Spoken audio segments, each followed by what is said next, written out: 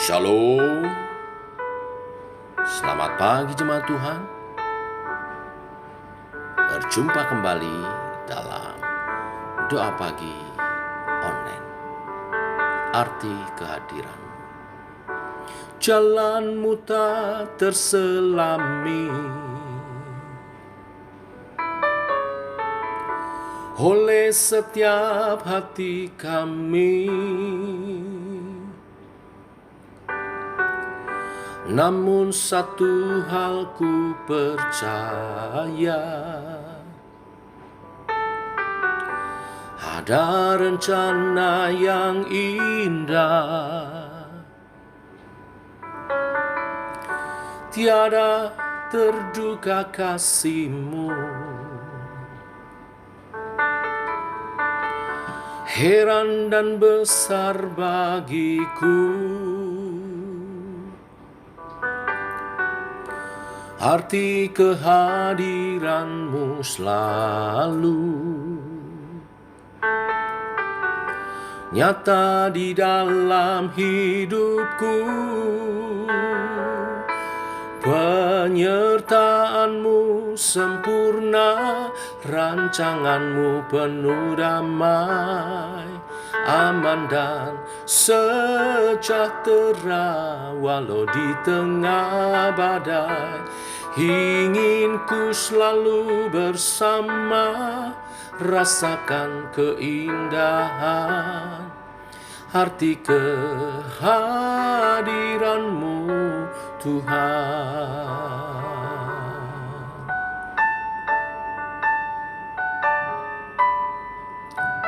Kami percaya akan rancangan-Mu,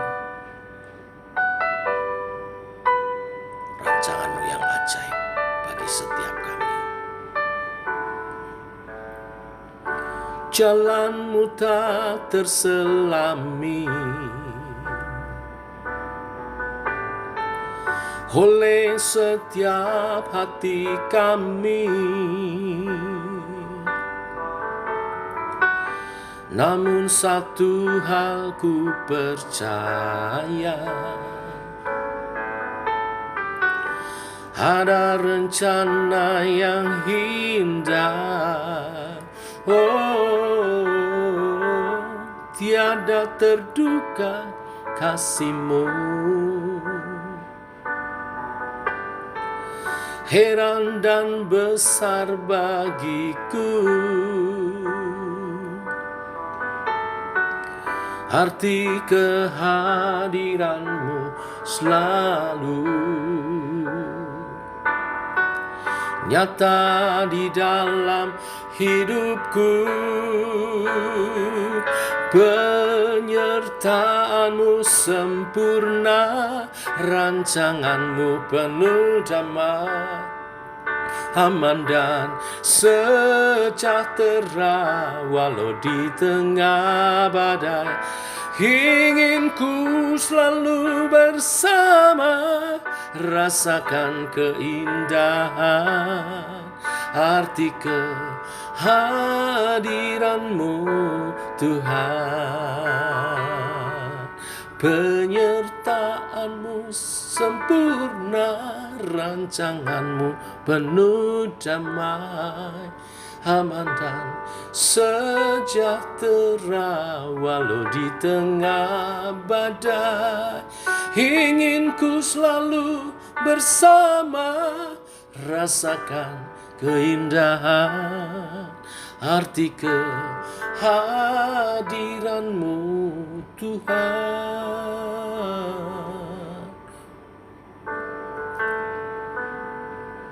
Kehadiran-Mu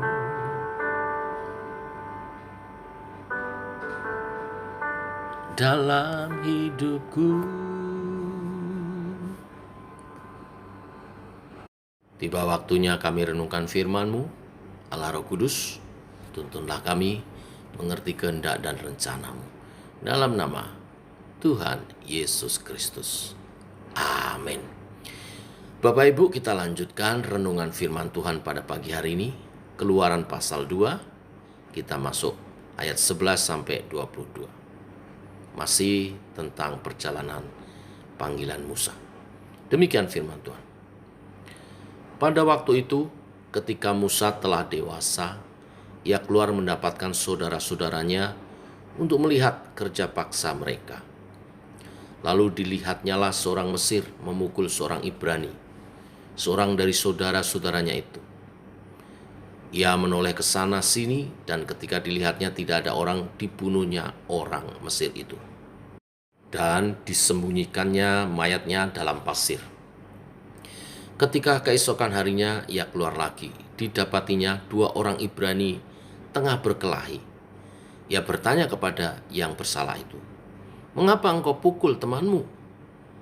Tetapi jawabnya, "Siapakah yang mengangkat engkau menjadi pemimpin dan hakim atas kami? Apakah engkau bermaksud membunuh aku, sama seperti engkau telah membunuh orang Mesir itu?" Musa menjadi takut, sebab pikirnya, tentulah perkara itu telah ketahuan. Ketika Firaun mendengar tentang perkara itu, dicarinya ikhtiar untuk membunuh Musa. Tetapi Musa melarikan diri dari hadapan Firaun dan tiba di tanah Midian. Lalu ia duduk-duduk di tepi sebuah sumur. Adapun imam di Midian itu mempunyai 7 anak perempuan. Mereka datang menimba air dan mengisi palungan-palungan untuk memberi minum kambing domba ayahnya. Maka datanglah gembala-gembala yang mengusir mereka. Lalu Musa bangkit menolong mereka dan memberi minum kambing domba mereka. Ketika mereka sampai kepada Reuel ayah mereka, berkatalah ia, "Mengapa selekas itu kamu pulang hari ini?" Jawab mereka, "Seorang Mesir menolong kami terhadap gembala-gembala. Bahkan ia menimba air banyak-banyak untuk kami dan memberi minum kambing domba." Ia berkata kepada anak-anaknya, "Di manakah ia? Mengapakah kamu tinggalkan orang itu? Panggillah dia makan." Musa bersedia tinggal di rumah itu, lalu diberikan Reuelah Sipora anaknya kepada Musa. Perempuan itu melahirkan seorang anak laki-laki, maka Musa menamainya Gersom. Sebab katanya, "Aku telah menjadi seorang pendatang di negeri asing." Amin. Bapak Ibu, setelah Musa menjadi dewasa, saya menduga dia telah mengerti bahwa dirinya adalah seorang Ibrani, walaupun ia hidup sebagai pangeran Mesir. Suatu hari ia mendapati seorang Mesir memukul seorang Ibrani. Musa menjadi marah dan membunuh orang Mesir itu. Di hari yang lain, dia melihat 2 orang Ibrani berseteru, dan dia berusaha untuk memperdamaikan mereka, walaupun sebaliknya mereka tidak mau didamaikan, malah menuduh Musa, mengingatkan akan perkara pembunuhan kepada orang Mesir itu, dan sampai akhirnya Firaun mengetahui dan ia dicari untuk dihukum. Saat itulah Musa melarikan diri ke padang gurun. Bapak Ibu, ketika Allah memilih seseorang menjadi seorang pemimpin, ketika Allah hendak memakai seseorang menjadi alatnya, maka Allah akan memperlengkapi dia, mendidik dia sedemikian rupa, dan membentuk agar orang itu siap untuk menjadi alat bagi kemuliaan namanya. Allah mendidik Musa sekitar 40 tahun lamanya dalam sekolah pendidikan yang formal sebagai seorang pangeran Mesir. Namun, rupanya pendidikan tersebut masih belum cukup. Musa perlu dididik untuk menjadi pemimpin umat. Untuk itulah Tuhan membawa Musa ke padang gurun, ke Midian, selama 40 tahun untuk mendidiknya lebih lanjut secara karakter dan rohani. Bapak Ibu, kita akan melihat nanti bagaimana Musa menjadi seorang pemimpin yang berbeda setelah Allah membentuk dia selama 40 tahun di padang gurun di tanah Midian. Bapak Ibu, Allah memang akan mendidik dan membentuk orang yang Dia pilih untuk menjadi hambanya. Bukan hanya dalam soal pengetahuan, pendidikan formal, terlebih dalam soal karakter dan juga kerohanian. Maka bila kita mendapat didikan Tuhan, mari rendahkan hati, terima didikan itu, terima prosesnya Tuhan. Jangan mengeluh jika Allah mendidik kita dengan cara-caranya dalam waktu yang mungkin tidak mengenakan.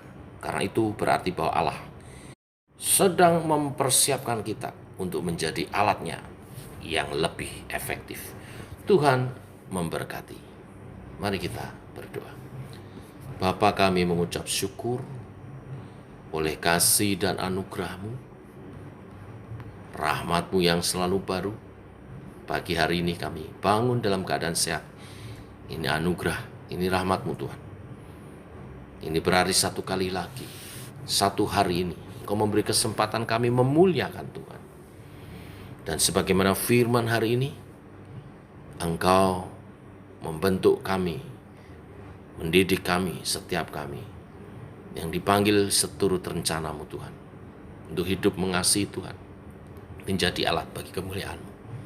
Ajar kami menghargai proses Tuhan, ajar kami sabar dan tabah dalam pergumulan kami, karena semua itu adalah didikan Tuhan untuk menjadikan kami hamba-hamba yang setia, hamba-hamba yang lebih efektif dalam melayani Tuhan, hamba-hamba yang berkenan kepadamu. Sepanjang hari ini berkatilah umat Tuhan. Apa yang dikerjakan tangan kami, buatlah menjadi berhasil bagi kemuliaan nama-Mu. Hari ini secara khusus kami berdoa untuk usaha pekerjaan daripada umat-Mu. Seperti Tuhan memberkati Musa di tanah Median, sehingga ia dapat tidak saja bertahan hidup, tetapi membangun rumah tangganya. Tuhan berkati setiap rumah tangga daripada umat Tuhan, usaha pekerjaan mereka. Yang membuka usahanya Tuhan berkati, yang membuka showroomnya Tuhan berkati, yang berdagang Tuhan berkati, yang bekerja di asuransi, di kantor-kantor pemerintah, kantor swasta, perusahaan-perusahaan Tuhan berkati. Mengelola valet parkir, mengelola ekspedisi, kantor-kantor jasa, asuransi, semua Tuhan berkati apa yang dikerjakan oleh umat Tuhan. Karena rahmat Tuhan dicurahkan, sehingga ada masa depan yang indah, ada hasil yang maksimal. Pelanggan yang banyak, tidak hanya banyak tetapi juga baik, sehingga semua itu memberkati daripada umat-Mu.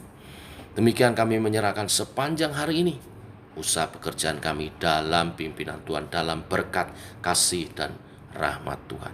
Jauhkan dari belalang pelahap, jauhkan dari kerugian-kerugian, jauhkan dari pencurian, jauhkan dari kesalahan-kesalahan.